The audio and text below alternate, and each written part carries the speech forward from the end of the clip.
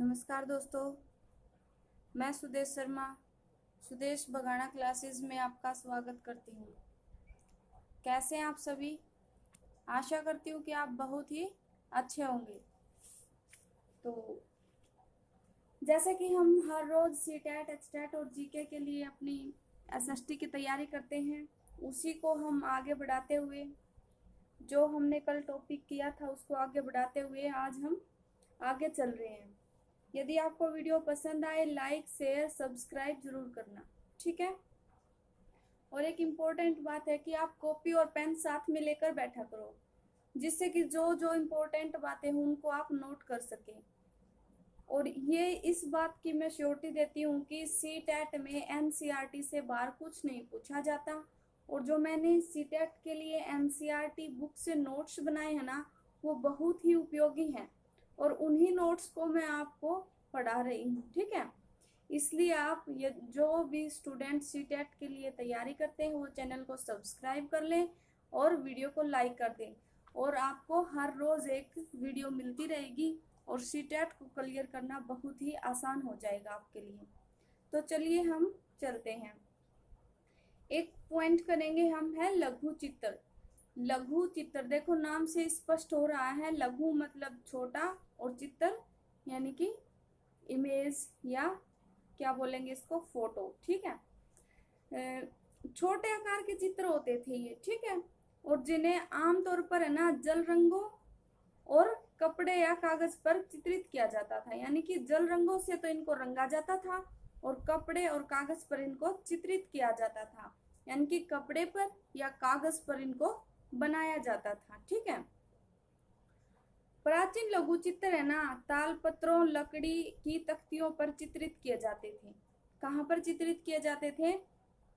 ताल पत्र। ताल पत्र क्या आते हैं? यानी कि पेड़ों के पत्ते, ये जैसे वो नहीं है बुर्ज पेड़ का पत्ता है या छाल है, वो जो लंबे लंबे जिनके बड़े बड़े पत्ते होते हैं ना, जैसे केले का पत्ते हैं बहुत बड़े होते हैं, वट वृक्ष के हैं वो भी थोड़े से अन्य पत्तों से बड़े होते हैं, इसलिए इन पत्तों पर और लकड़ी की तख्तियों पर, ठीक है, यानी कि लकड़ी की जो तख्ती होती है उन पर चित्र उकेरे जाते थे।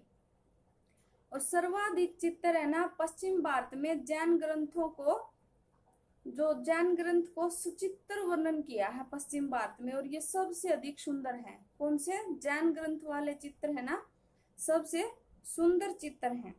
और एक क्वेश्चन ये बार बार पूछा जाता है कि ये बताइए कि चित्रकारी को निम्न में से किस किस ने बढ़ावा दिया, ठीक है। तो उसमें है ना 3 के ही नाम आएंगे। मुगल में आएंगे यानी कि अकबर, जहांगीर और शाहजहां, ठीक है। और क्वेश्चन को कैसे पूछा जाता है कि निम्न में से कौन चित्रकारी को बढ़ावा देने वाला मुगल शासक नहीं है? उनमें है ना अकबर, जहांगीर और शाहजहां के अलावा औरंगजेब का नाम डाल दिया जाता है, और औरंगजेब इसके बिल्कुल विरुद्ध था, ठीक है। औरंगजेब को चित्रकारी से कोई लगाव नहीं था। तो ये क्वेश्चन आपका सीटेट में 2-3 बार पूछ लिया गया है, तो आप ध्यान में रखें कि अब की बार भी पूछ ले तो आप इसको गलत न करें, ठीक करें, ठीक है। और पांडुलिपियां है ना आमतौर पर चटक रंगों में चित्रित की जाती थी। अब क्वेश्चन राइज होता है कि पांडुलिपियां क्या होती हैं। देखो वैसे तो जो मैंने वीडियोस डाली है ना पीछे, उनमें बताया है कि पांडुलिपियां क्या होती है, ठीक है। आप उन वीडियोस को सुन सकते हैं या फिर मैं बता देती हूँ। पांडुलिपियां होती हैं कि जैसे पत्तों पर यानी कि ताड़ पत्रों पर कुछ लिख दिया, यानी कि किसी के शासन के विषय में लिख दिया, किसी व्यक्ति के विषय में लिख दिया, और ये है ना ब्राह्मणों द्वारा लिखी जाती थी और ये संस्कृत में लिखी गई है, ठीक है। उन्हें ही पांडुलिपियां बोलते हैं।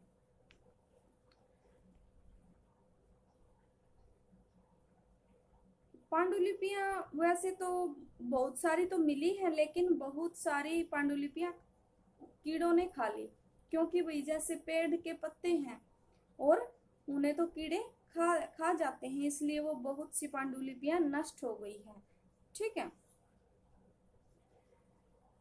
इस समय पर है ना दृश्य, लड़ाई, शिकार, सामाजिक जीवन के अन्य पहलू चित्रित किए गए थे। यानी कि चित्रों में क्या क्या चित्रित किया गया था? लड़ाई, शिकार, सामाजिक जीवन के अन्य पहलू, ये सब चित्रित किए जाते थे। ठीक है। और ये चित्र है ना, यानी कि जो चित्र, लघु चित्र बनाए जाते थे, ये है ना उपहार के तौर पर भी प्रयोग में लाए जाते थे। जैसे कि अब क्या होता है, किसी का बर्थडे होता है, हम गिफ्ट लेके जाते हैं। ठीक है। लेकिन उस समय पर क्या होता था, जैसे कि भाई राजा ने कोई आयोजन किया है तो उसके लिए उपहार के रूप में क्या लेके जाते थे? लघु चित्र लेके जाते थे, और जिनको देखकर कि राजा बहुत ही प्रसन्न होता था। ठीक है। ऐसा उस समय पर होता था। और ये जो चित्र होते थे ना, ऐसे नहीं भी सभी लोग इनको देख ले, नहीं, जो राजा के घनिष्ठ व्यक्ति होते थे, यानी कि सगी संबंधी होते थे ना राजा के, वही इन चित्रों को देख सकते थे।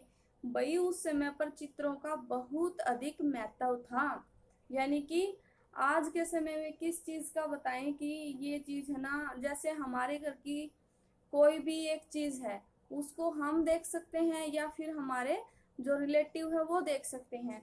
ऐसे ही ये चित्र होते थे। यानी कि किसी ने राजा को उपहार में दे दिए, तो ऐसे नहीं कि भाई कोई भी आया दिखाओ वो चित्र कौन सा है, किसने दिया है, नहीं, वो चित्र सिर्फ उसके रिलेटिव ही देख सकते थे। ठीक है। और फिर उसको राजा ना बिल्कुल संभाल के रख देता था।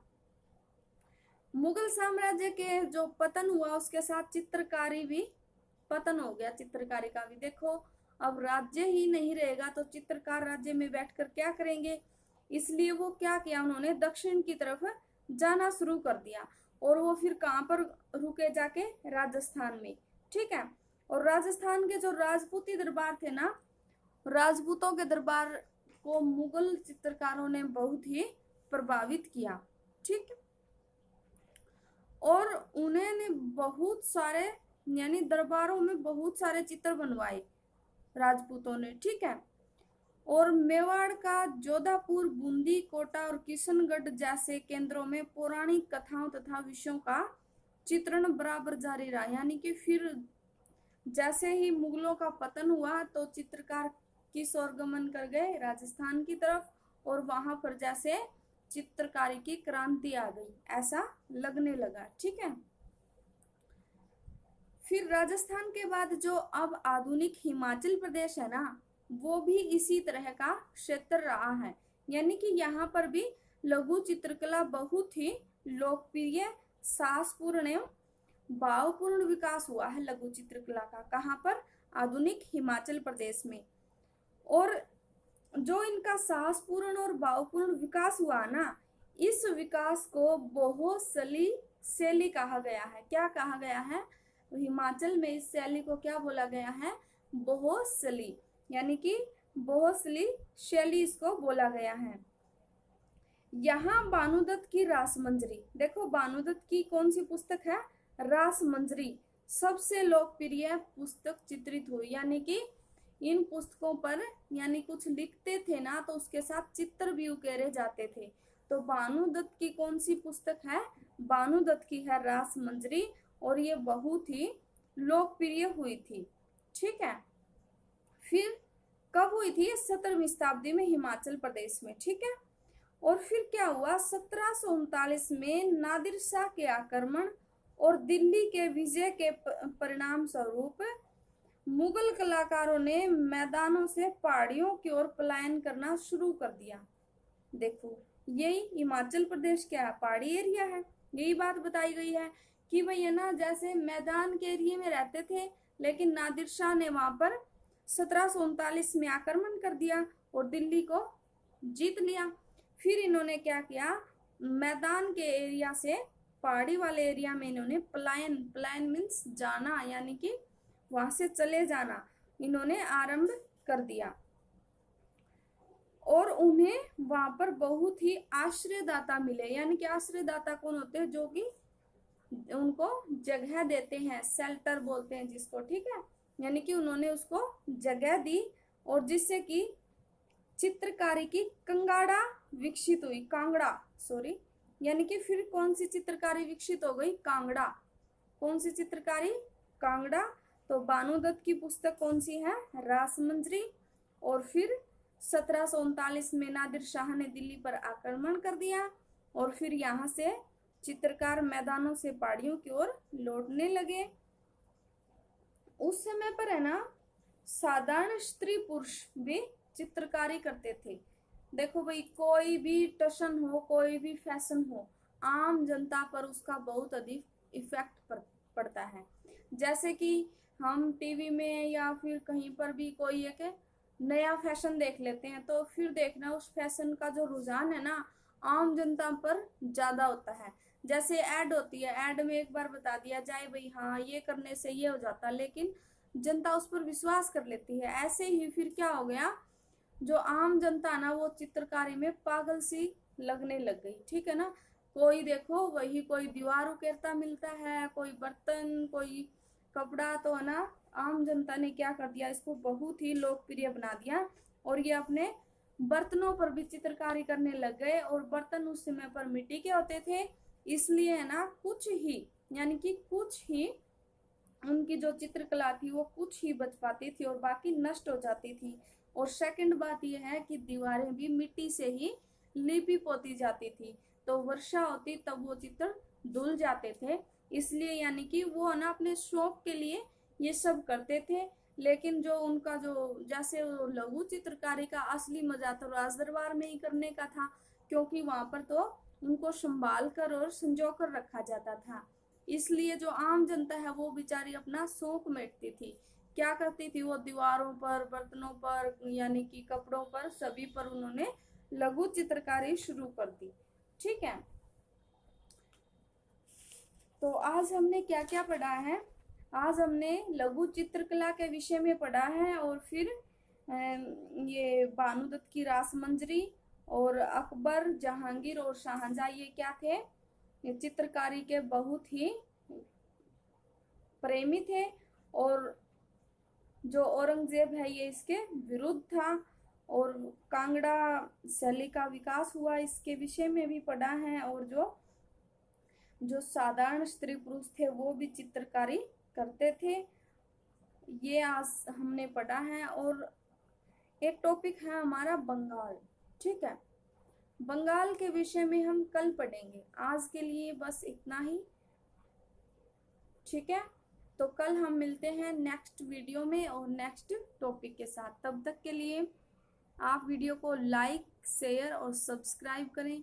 आप जितना लाइक, शेयर, सब्सक्राइब करेंगे मुझे उतना ही मोटिवेशन मिलेगा और मैं आपके लिए हर रोज़ एक अच्छी सी और बहुत ही उपयोगी वीडियो आपके सामने लेकर आऊँगी।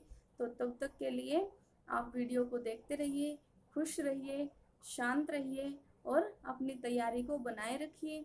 सीटेट कभी भी हो सकता है।